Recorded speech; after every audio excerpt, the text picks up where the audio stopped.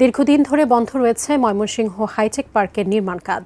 গত ৫ আগস্ট সরকার পতনের পর প্রায় ৪৫% কাজ বাকি রেখেই চলে যায় ভারতীয় ঠিকাদারি প্রতিষ্ঠান কর্তৃপক্ষ।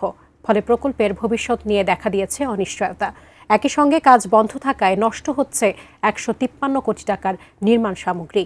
এ বিষয়ে বিস্তারিত জানাতে ময়মনসিংহ থেকে সরাসরি যুক্ত হচ্ছেন প্রতিনিধি আসাদুজ্জামান সুমন। সুমন, এই যে হাইটেক পার্কের নির্মাণ কাজ নিয়ে যে অনিশ্চয়তা দেখা দিয়েছে, এই বিষয় নিয়ে আপনি কি জানাবেন?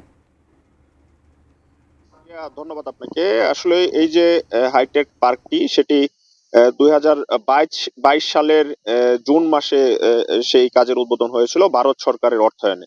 সেই কাজটি কিন্তু ২০২৪ সালের জুন মাসে হস্তান্তর করার কথা ছিল, কিন্তু সেই যে নির্ধারিত সময় সেই সময় কিন্তু তারা এই হাইটেক পার্কের কাজ শেষ করতে পারেনি। তারপর কিন্তু যে ৫ই আগস্টে যে সরকার পতন হয়, এই সরকার পতনের পর যে ভারতীয় ঠিকাদারি প্রতিষ্ঠান ছিল সেটি কিন্তু এখান থেকে এই ৫-৫০% কাজ করে তারা কিন্তু এখান থেকে পালিয়ে যায়।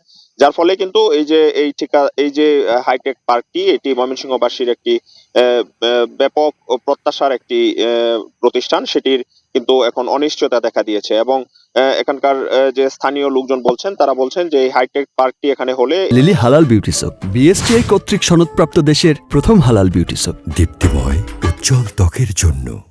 এই আশপাশের যে অঞ্চল রয়েছে, আশপাশের যে এলাকা রয়েছে, সেই এলাকাটি উন্নত হয়ে যেত। স্থানীয় লোক যারা রয়েছেন তারা প্রত্যাশা করছেন যে সরকার দ্রুত সময়ের মাঝে প্রয়োজনে যেই পূর্বের ঠিকাদার ছিল সেই ঠিকাদারকে সরিয়ে নতুন করে আবার টেন্ডার দিয়ে যেন এই হাইটেক পার্কের কাজ সমাপ্ত করে, সেটি কিন্তু এখানকার যে স্থানীয় লোক এবং ময়মনসিংহের যে সচেতন নাগরিক তারা কিন্তু এমনটি প্রত্যাশা করছেন। আরেকটি বিষয় জানিয়ে রাখি সাজিয়া, যে এই হাইটেক পার্কের যে ঠিকাদারি প্রতিষ্ঠান চলে যাওয়ার যে ঠিকাদারি প্রতিষ্ঠান চলে যাওয়ার পর স্থানীয় লোক যারা রয়েছে তারা অভিযোগ করেছেন যে অনেক মূল্যবান জিনিসপত্র কিন্তু এখান থেকে চুরি হয়ে যাচ্ছে, এবং চুরি হওয়ার একটি অভিযোগ রয়েছে। সেটিও কিন্তু খতিয়ে দেখার জন্য সংশ্লিষ্ট যে কর্তৃপক্ষ রয়েছে তাদেরকে স্থানীয় লোকরা অনুরোধ জানিয়েছে। তো সাজিয়া, ময়মনসিংহ থেকে এই ছিল আমার কাছে এই হাইটেক পার্কের যে নির্মাণ কাজ সেটির বিষয়ে সর্বশেষ। সাজিয়া।